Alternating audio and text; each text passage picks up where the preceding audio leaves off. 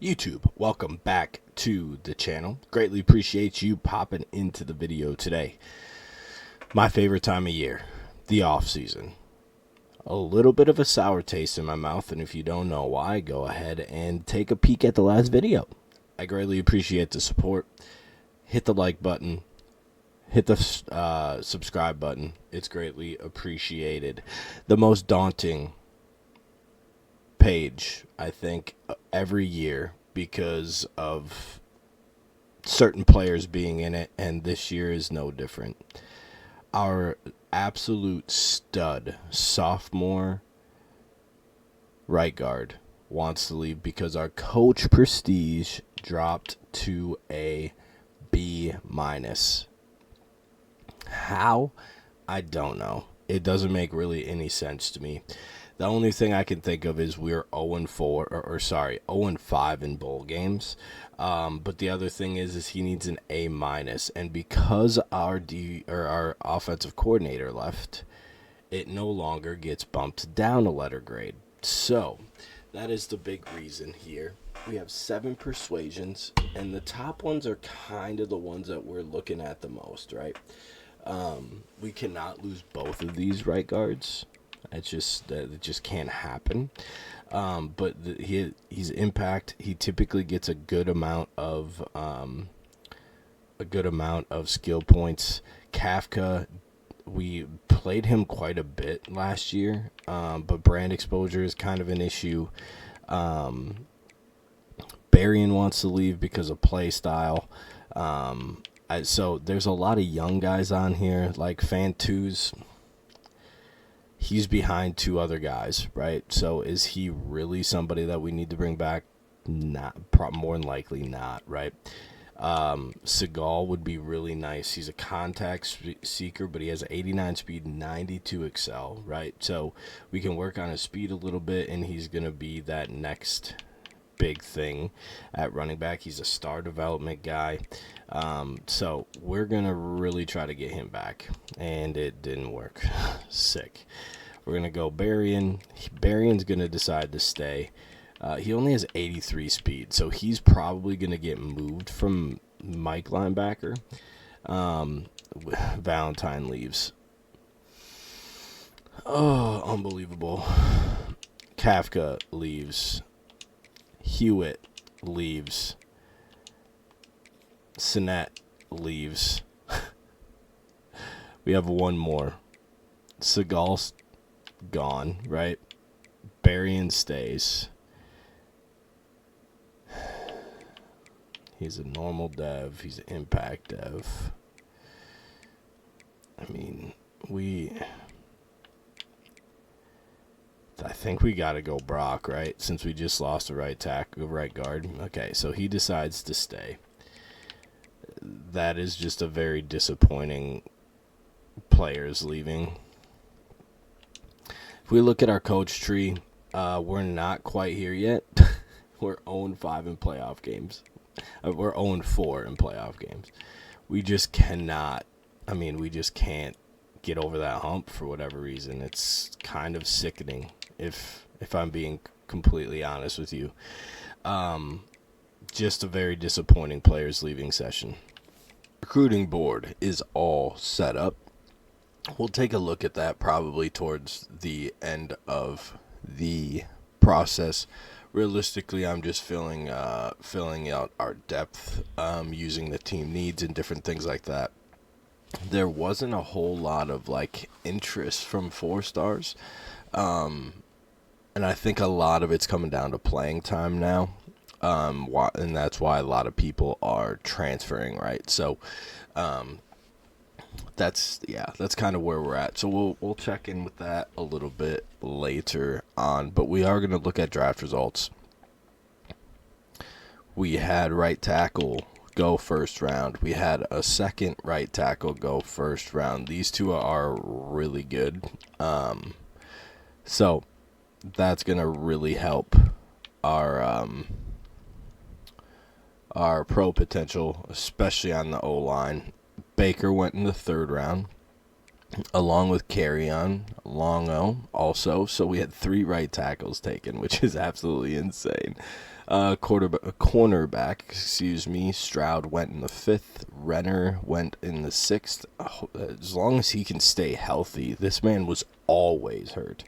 Cogshell, who holds the record for sacks in the nation for the career, he went in the 6th round, and Donovan Starr also went in the 6th round. So a pretty decent variety, right? O-line, we had 4 O-line, we had 1 D-line, we had 2 cornerbacks, we had a receiver and a quarterback. So that should really help out that pro potential idea.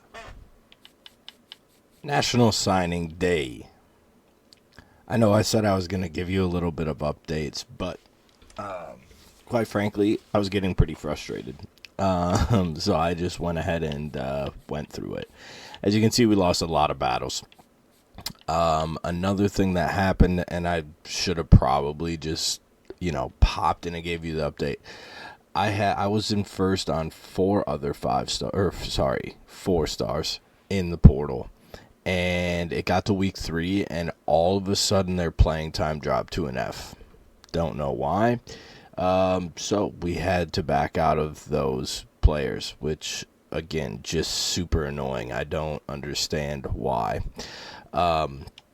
So we lost out on this freshman, Josh Mach, and he went to Iowa. He's a freshman transfer, and he has star development. We lost out on this right edge power rusher transfer to NC State, another star. This one hurt the most. Sophomore here, hurt worse in this situation. Elite for the sophomore. Elite for this high school player that I was trying to get super late. This one was a normal, so not terrible. Star for this free safety. He walked on. This receiver walked on to Tennessee instead of coming here with a scholarship. And then normal down here for this right edge as well. So losing a lot of battles in this recruiting cycle, which it was a change of pace and not a very good one, to be quite honest with you. So we're only going to have 28 players in this particular class, which is not great. 23 4 stars, I guess, with 2 5 stars. That's not going to get to the top 5. So it's just not going to get there. So going and looking, we got the number 2 player in the nation, a speedster wide receiver with 92 speed. He has star development. Star development for the 15th player at free safety with 87 speed. Impact for the Mike linebacker. Okay, I just don't get why it's a gem, right? They're gems with impact at a 4-star. Why? Why? This guy looks insane. 92 speed, 95 excel. So, I'm not terribly mad at it, right? But, why is it an impact if it's a gem, right? This guy, yeah, he's a star development player. Love it. 91 speed, 93 throw power here for the athlete. So, he might be the starter coming out. A normal dev, but he has traits like crazy. Star dev for the gadget receiver with 90 speed, so that is nice. A lot of impacts, man. I don't really like that.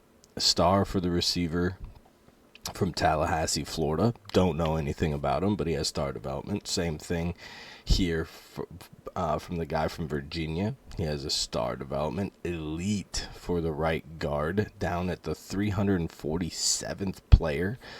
Love finding those gems, especially when we don't know anything about them, right? And then elusive bruiser impact, which not ideal. And then we get into the transfers. We have impact. We have a star transfer freshman left guard. Love that. Star development junior will linebacker, which we'll be able to use that for 1 year. The right tackle is a star as well. He's a sophomore, so that's great. And then star for this corner, this freshman transfer, which is really solid. Hopefully he can develop into something. We don't really know much about him. So that is the class. Nothing crazy. We do finish with the top 3 class, though. So these 2 5-stars really helped. I wonder if I didn't get any 3-stars, if that would help anything. But Alabama had 4 3-stars. So we were 20 points off of Notre Dame, who finished at the top of the class. This is the first time we've seen Georgia not at the top of the class. Notre Dame racks in 6 5-stars. Whew. Alabama also destroyed me for a 5-star quarterback. I think it was it Tull? He was in the transfer portal, and they ran away with it, like, early and fast. So, that is the recruiting. All right, position changes. Big one, athlete, Garrison Nicholson. He is a quarterback. I mean, he has 91 speed, 93 throw power. His accuracies are actually pretty solid to start already. And quite frankly, even though we do have Caleb Christian, Nicholson might start. Now, if Christian has a really good offseason, maybe, right? But playing time is Nicholson's thing. And we keep getting these really, really good quarterbacks. And then they just leave because they don't play.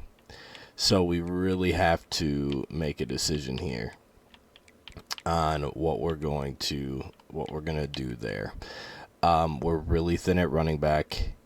We do have a bunch of receivers, but we're also thin here at tight end. We did move Jay Bloom over here to tight end as well. He was a vertical threat. He could be a better running back, but he only has 89 speed. Something we can probably fix, right? But we're just so thin at tight end. We might have to move guards out to tackles. We are pretty thin at right edge. We're thin at D tackle somehow. Like we've just become super thin across the board, which I don't fully understand. I know we lost a bunch of players last year, right? But yeah, it's just very interesting. So I have to figure out where I want this 88 speed player. Looking through here, we're looking for some like big jump potential, right? Cash maybe as 39, but he's a 70 overall. I can't see him jumping up enough, right? Because we have somebody at a 79 here. 82 speed is okay enough. His acceleration super slow. Yeah, I don't know, man. Truthfully, I don't know. Even like Bayard, right? Like he's an impact, but he only has 26 points. Like we're not going to be able to do a whole lot with him at that point. We got 40 for Addison, which is great. 43 down here for Woodside. So he's going to make a pretty good jump over Gongbo. Tight ends, nothing really. I mean, we just don't have like any of these, and we lost our coordinators, right, who helped with some of these. Jones should be really solid. Kirian should move up quite a bit. We have 44 for Law, but is that in 50 down here for Tuttle? But I think Tuttle is pretty maxed out maybe.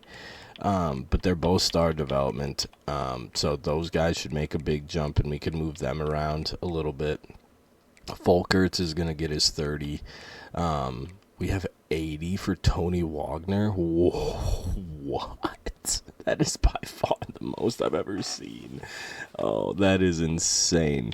But again, just going through this, we're not seeing a lot of like potential for a lot. Like we had 8 for Otis. Like what do you mean we only have 8? So we need to figure out how to get more here. 47 for Matos, which is going to be very important because our corner depth is terrible now after we sent a bunch to the draft. So it's going to be very interesting, right? Chrism is a very important one because of the decision that we have behind him, right? So it's pretty important for him to have a really good off season, and realistically, right, it's like, what are we gonna do, right, with this? And he's up to an 88, so he's a junior. I don't know. The accuracies now might be better, right? The accuracies now are probably going to be better than the freshman. So it might be another situation where we lose our freshman quarterback because we just continue to get decent guys in the portal for quarterback, right? And decent meaning like Heisman winners. So that's just kind of where we're at. But it's just super frustrating that we keep getting these QBs here, and we just can't keep them because of the depth there, which is a good thing, right? Which is something that we should be happy about, but at the same time, what's the point of recruiting them and getting them here if we can't keep them here, right? So that's the big thing right now as we're working on Addison here. He's going to get up to a 90 overall. He was set to have such a big year last year, and then he ends up getting hurt. Woodside was the other one that we mentioned because he had 46 of them. He's 91 speed, just like Addison, right? And the route running is super cheap right now because he wasn't very good at it. So we're just going to go ahead and keep pumping the route running, which is going to drive his overall up pretty quickly. And then obviously working on hands as a receiver would probably be beneficial. And then we'll look into here. We'll let him go get 50-50 bronze, and then we'll work IQ. So he's up to an 84, so not terrible. He's still not as good as Acho, which is totally fine, right? Acho is one of those guys. I tried to get this guy. Oh, no, not this guy. He's 5'9". I tried to get Congo to go over to tight end, but it just wouldn't let me move people to tight end, which was very annoying. But anyway, Vi Law. Pass blocking is pretty much maxed. So run blocking, we are going to need to work on a bunch. Holy, he was bad at run blocking. Go one more here. It was 7. Then we can work on IQ, pump up that overall a little bit. And Vila's all up to an 82. He's the best left tackle or left guard that we got so far. Tuttle has 50, and he's nowhere near maxed out. Why do I think he was close to being maxed out?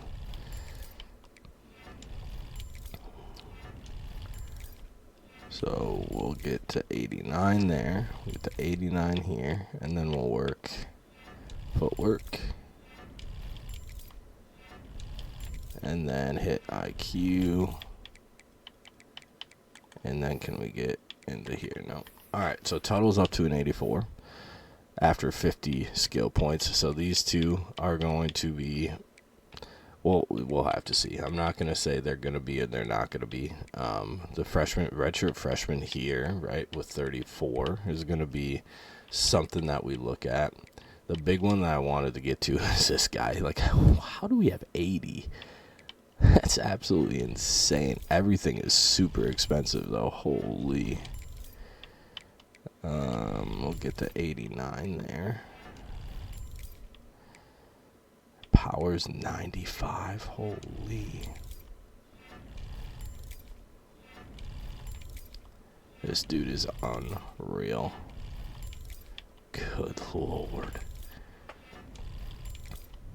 Is this going to be my first ever 99 overall? Probably not. What do we got for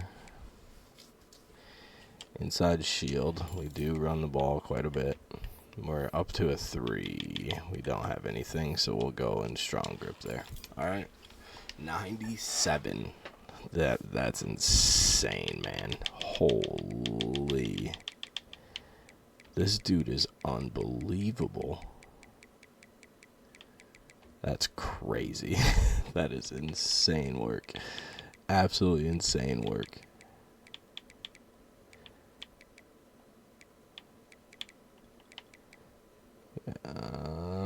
I'm just looking through to see if there's any like big ones. Matos we talked about, but he's not gonna like skyrocket. Kicker has 30. So there's no other like really big ones. So I'm gonna go ahead and do this, and we will see you in the changing of the conferences.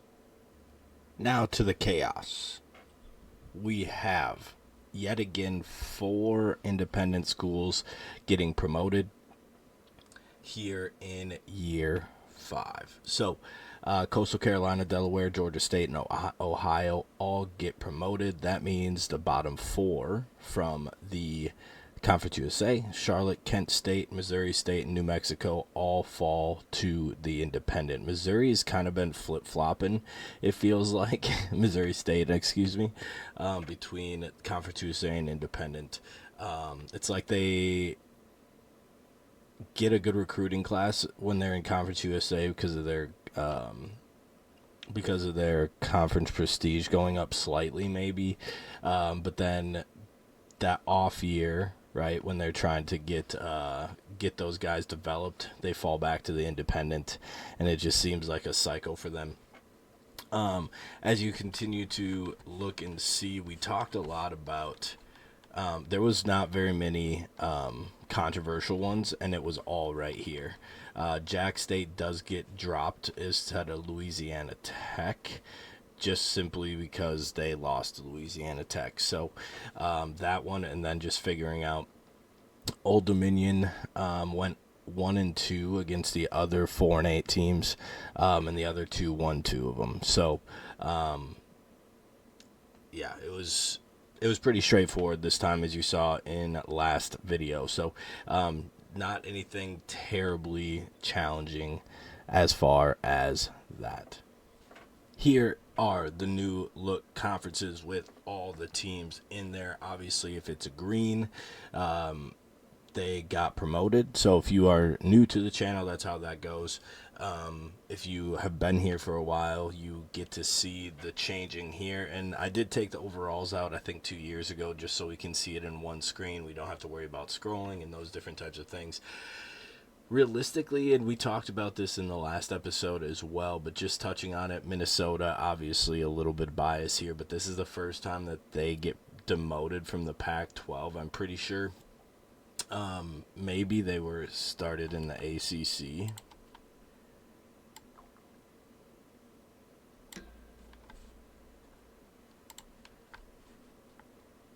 So I went back and I looked. They did get demoted from the ACC. So they started in the ACC. In year 2, they got demoted to the Pac, and they've been there ever since. But they get demoted to the American. So hopefully next year they are able to come back to the Pac-12 because the American is pretty awful. So, but the other story is it didn't take long for Georgia and Ohio State to get back to the Big Ten. They dominated the SEC. So they are back and probably where they belong, and they're probably going to stay. Georgia's classes right now are just unbelievable. So maybe when they got demoted, it was scheduling. Who knows? But that conference is so stacked, it can go really either way. So that is the movement part of this. Next, you'll see the schedule and that type of thing for the following year, and then we'll be ready to hop into Season 6. Conference is all set. We are ready to take on the American, and we are in 96 overall. I think that is quite a bit skewed, if you would ask me. Just a quick little browse over the depth chart. Just going to count how many players we have over a 91. 2,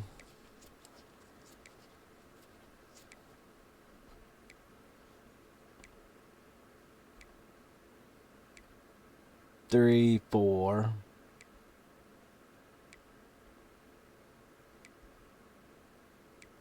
5. We have 5 over a 90, and we're a 96 overall. Yeah, right. That is going to be the episode here in the off season. I truly apologize for being a little bit late, but I hope you enjoyed the video. There's just been a lot of changes happening, so we're trying to roll as many things out as we possibly can. So again, I apologize that it's a late upload, but it's an upload on the day that it's supposed to. Nonetheless, I truly appreciate the support. So hit that subscribe button, drop a like. I greatly appreciate you. We are going to be entering 2030 here at Ball State, as we are ranked number 13 to start the year. As always, I hope you have a good day. I hope you had a great day. Spread the word. Peace.